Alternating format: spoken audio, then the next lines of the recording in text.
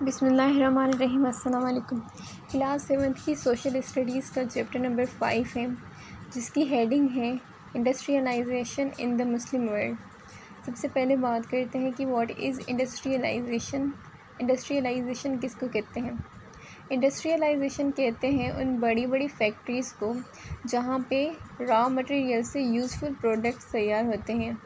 और दूसरी बात है मुस्लिम वर्ल्ड्स में वो कौन सी इंडस्ट्रीज़ होती हैं जहाँ पर सबसे अच्छे प्रोडक्ट्स तैयार होते हैं, वाइड रेंज में तैयार होते हैं। अब क्योंकि इंडस्ट्रियलाइजेशन है तो इसलिए बेनिफिट्स बहुत ज़्यादा हैं, लेकिन बिफ़ोर इंडस्ट्रियलाइजेशन, जब इंडस्ट्रियलाइजेशन नहीं थी तो क्या होता था कि हैंडमेड वर्क होता था, हाथों का काम होता था जो कि लेबर्स करते थे। जैसे कि एक लेबर हो गया, अब उसको सारा काम करना था, 1 घंटे में वो एक जूता बना लेता था, क्योंकि अब मशीन की मदद से 1 घंटे में 10 जूते भी बन सकते हैं, 15 जूते भी बन सकते हैं। तो पहले क्या था, लेबर काम करता था, वो 1 घंटे में 1 जूता बनाता था, कम बनाता था और एक को ही सारा काम करना होता था, तो क्वालिटी में भी फ़र्क आता था। क्वालिटी इतनी ख़ास नहीं होती थी और काम भी स्लो चलता था, तो फ़ायदा भी कम होता था। लेकिन क्योंकि जब इंडस्ट्रियलाइजेशन आ गई तो मशीन के ज़रिए काम होने लगा, लेबर्स के ज़रिए काम होने लगा।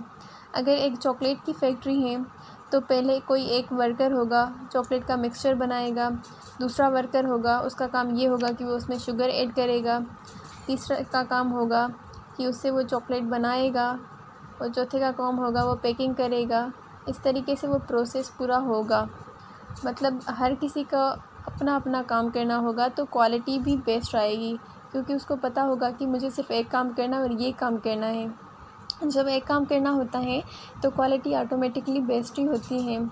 और जैसे कि अगर एग्ज़ाम्पल ले लें बिफ़ोर इंडस्ट्रियलाइजेशन, तो कुछ यूँ था कि जैसे कि एक मोची है, अब उसको क्या करना है, उसको जूता बनाना है। उसको जब जूता बनाना है तो वो लेदर भी मार्केट से खुद ले आएगा, उसकी सिलाई खुद करेगा, सारा काम वो खुद करेगा। तो सारा काम खुद करने से क्या होगा कि टाइम वेस्ट होता है और क्वालिटी भी उतनी बेस्ट नहीं होती है। लेकिन इंडस्ट्रियलाइजेशन जब इंडस्ट्रियलाइजेशन इमर्ज होने के बाद क्वालिटी भी बेस्ट होने लगी, प्रोडक्ट्स ज़्यादा तैयार होने लगे, कम टाइम में तैयार होने लगे। ये उनके फ़ायदे हैं, बेनिफिट्स हैं।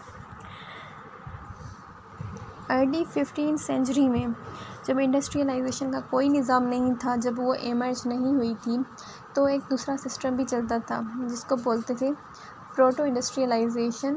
प्रोटो में काम ये होता था कि तब भी प्रोडक्ट्स तैयार होते थे और वाइड रेंज में तैयार होते थे, बड़ी तादाद में तैयार होते थे। वो तैयार कहाँ होते थे? वो तैयार होते थे घरों में और टाउन्स में।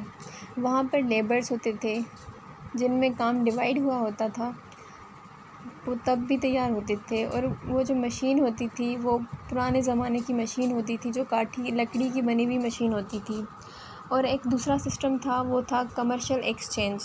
मतलब एग्ज़ाम्पल ऐसे मैं दे देती हूँ कि जैसे कि मैंने आपको बाइक दे दी, तो उसके बदले में आपने मुझे साइकिल दे दी।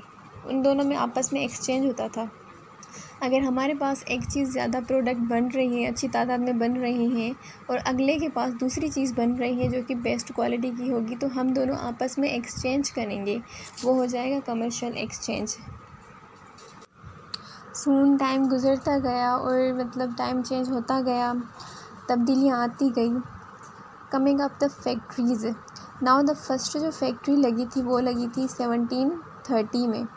1730 में जो फर्स्ट फैक्ट्री लगी थी वो कॉटन की फैक्ट्री थी, और वो लगी थी इंग्लैंड में, जिनका जो मालिक था वो था रिचर्ड आर्कराइट ने इस्टेब्लिश की थी वर्ल्ड्स फर्स्ट फैक्ट्री। उसके बाद आहिस्ता आहिस्ता ये सिलसिला शुरू होता गया। जो लेबर्स थे, हैंडमेड का काम था, वो स्लो होता गया। न्यू मशीन्स आती गई और लोगों ने बनाने लगी। जैसे जैसे तब्दीलियाँ आती गई वैसे वैसे इंडस्ट्रियलाइजेशन का भी टाइम चलता गया। बड़े बड़े शहरों में बड़ी बड़ी इंडस्ट्रीज़ लगने लगी। एक शहर में 2, 3, 4 ऐसे ही बढ़ती गई। सऊदी अरबिया में जो सबसे बड़ी इंडस्ट्रीज़ हैं, उनमें से सबसे पहली जो इंडस्ट्री है, सबसे बड़ी, जो सबसे ज़्यादा प्रोड्यूस करती हैं, वो है oil and petroleum producer of Saudi Arabia. जो कि वर्ल्ड्स लार्जेस्ट एक्सपोर्टर हैं, जो अपनी कंट्री को भी देते हैं और पूरे वर्ल्ड में ऑयल एक्सपोर्ट करते हैं। सऊदी अरब का जो सबसे ज़्यादा मेन जो ऑक्यूपेशन है वो है ऑयल।